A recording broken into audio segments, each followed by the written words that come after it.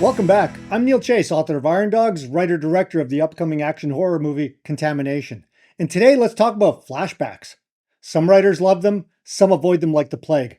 But here's the truth. When done right, flashbacks can elevate your story. They can add depth, reveal secrets, hit us with emotional gut punches. But when they're done wrong, they slow things down, confuse the audience, or rehash stuff we already know. So today we're breaking down 5 proven tips on how to improve flashbacks in your screenplay. We'll cover what they are, how they've traditionally been used, some common mistakes, and 5 ways to make yours dynamic and unforgettable. But first, hit that like button, subscribe for more writing tips like this one, and ring that bell so you don't miss what's coming next. So grab your popcorn. Let's get started. First off, what is a flashback? Well, in movies, a flashback is when the story cuts from the present timeline to an earlier point in the character's past.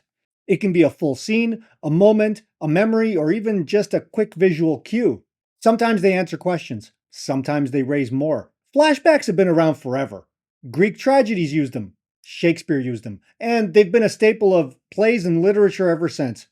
But in film and TV, well, think of The Godfather Part 2, Memento, Slumdog Millionaire, Lost. So yeah, flashbacks are pretty powerful tools, as long as you know how to use them right.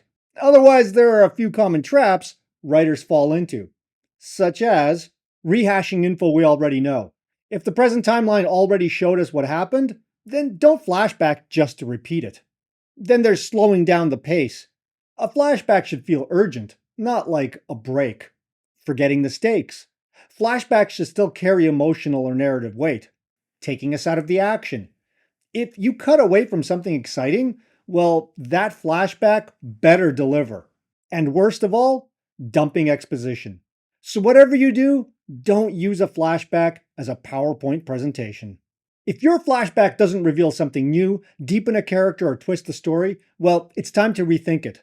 So with that, here are my 5 proven tips on how to make flashbacks work in your screenplay. Tip number 1, make flashbacks answer a question. Good flashbacks are driven by curiosity. They're not random detours. They exist to fill in a missing piece of the puzzle. So set up a mystery in the present, then use the past to answer it. In Slumdog Millionaire, we're constantly asking, how does this uneducated guy know these answers? Every flashback delivers an answer and layers in emotion and stakes. That keeps us engaged in both timelines. So when planning a flashback, ask yourself, what question does this flashback answer? If there isn't one, well, maybe you don't need it. Otherwise, you risk derailing your story's momentum. And it's not just answering existing questions. You can also use flashbacks to raise new questions, like in The Bourne Identity, where each fragmented memory teases a bigger mystery. One flashback leads to another. It becomes part of the suspense engine. Bottom line, every flashback should be tied to a specific narrative need. Rather than being filler, it should earn its spot on the page. Tip number 2, keep the flashback active. A flashback isn't a freeze frame. It should have energy, movement, conflict, just like your present day scenes. Too many flashbacks are written like soft montages or voiceover recaps. Instead, make them scenes with stakes. Your character should want something, face obstacles, and feel pressure. Take Man on Fire as an example. Creasy's flashbacks aren't just sad memories. They're tense, violent, emotional. They give us insight into his trauma and keep us on edge. So don't treat a flashback like a quiet memory. Treat it like a scene with its own stakes, goals, tension, and pacing. Even a quiet flashback can be active. Think of Finding Nemo, where Dory remembers her parents. It's poignant and still driven by a goal. So think of it as a mini story. And that's the goal. Keep your audience locked in. Because if they check out, well, the flashback has failed. Like Robert Towne, the writer of Chinatown, once said, a flashback should be so compelling, you forget you left the present. Which leads us to tip number 3. Reveal character, not just information. Flashbacks that just fill in plot details feel mechanical. But flashbacks that reveal who someone really is, well, those hit harder. So use them to show us who someone is, or who they used to be. In The Godfather Part 2, young Vito's flashbacks aren't about the mafia. They're about his values. They show us how a humble, principled man became a powerful figure who kills out of protection and not ambition. This creates a direct contrast with Michael's path in the present, who increasingly becomes motivated by power for power's sake, and it ultimately makes Michael's descent even more tragic. Same with Good Will Hunting. We get just one brutal flashback tied to Will's childhood abuse, and it tells us everything about his trust issues, his rage, and why he pushes people away. So instead of asking, what backstory do I need to explain? Ask, what moment shaped who they are today? That's emotional storytelling.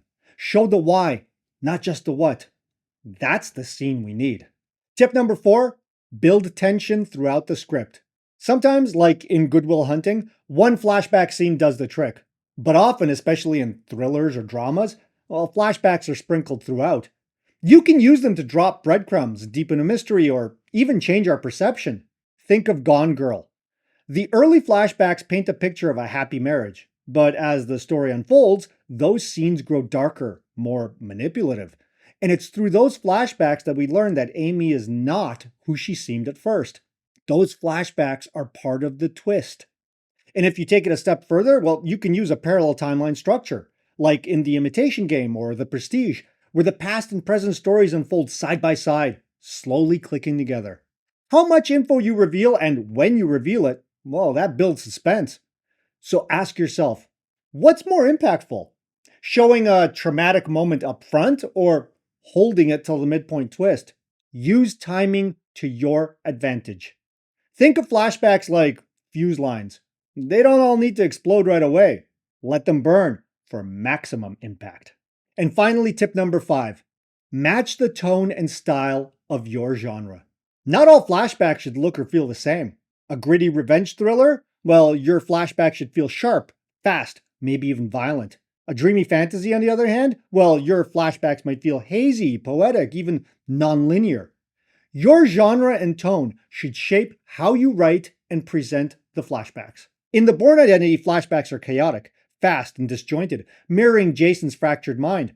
But in a movie like Big Fish, flashbacks are colorful, magical, matching the fable-like tone of the film. Even the format matters. A horror flashback might come as a terrifying hallucination. A comedy might do an exaggerated or unreliable version of a past event. The key is consistency. If your movie is gritty and grounded, well, then don't insert a dreamy flashback that feels like a perfume commercial. If your story is surreal, on the other hand, well, feel free to get playful with that memory. Use lighting, editing, structure, and language to make sure your flashbacks fit the world. As Christopher Nolan puts it, memory is unreliable. That's why it's great for cinema.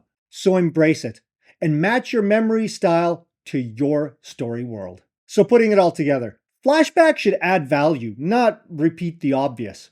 So use them to answer questions, reveal character. So keep them active, structured, and tonally aligned. And remember, a flashback isn't a break from the story. It is the story. So whether you use one emotional scene or a breadcrumb trail of reveals, flashback should pull the viewer deeper into the character, into the mystery, or the truth. I like to think of flashbacks as emotional landmines. You plant them early, but they only explode when the time is right.